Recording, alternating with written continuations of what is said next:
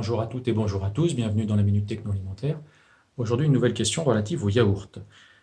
Comment se sert-on, quel est l'intérêt du suivi de la viscosité pour un yaourt brassé? Donc les yaourts brassés sont les yaourts qui ne sont pas fermes, c'est-à-dire qui ont été mélangés et qui sont un peu épais. Et c'est vrai, pour qualifier l'épaisseur d'un yaourt, on utilise un appareil qui s'appelle un viscosimètre et on mesure la viscosité. Alors je vous propose quelques valeurs qui ont été relevées sur des yaourts brassés. Ce ne sont pas des objectifs, ce sont des standards, donc ça peut être en référence à un produit industriel, je l'entends tout à fait. Ce n'est pas forcément les objectifs que peuvent rechercher les différents fabricants de yaourts, mais ça donne quand même des repères par rapport à ce que ça peut être. Donc en général, les valeurs de mesure de viscosité sont faites à 20 degrés. Nous, à l'école, on les fait à 4 degrés, puisque 4 degrés, c'est là où on a les yaourts, par exemple, c'est là où on a les produits liquides. Pour vous donner un ordre d'idée, sur du lait entier en viscosité, on est à 4 centipoises, c'est l'unité, le centipoise.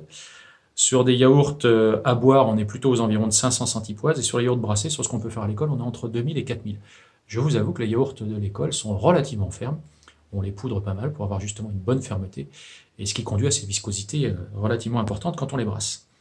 Et puis, on peut même aller plus loin sur des essais qu'on a fait de yaourts qui étaient enrichis en protéines.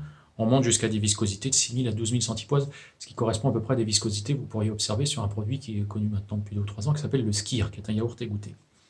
Voilà, si vous voulez tout savoir sur la fabrication des yaourts, comment on arrive justement à maîtriser ces éléments de viscosité qui sont liés à la vitesse d'acidification, au ferment, à la composition du lait, à la composition des protéines du lait, eh bien, je vous invite à venir nous voir sur l'école de Surgère, à nous suivre sur le site internet enilia-enspeak.fr. Et quant à moi, je vous dis à bientôt dans une nouvelle Minute Techno.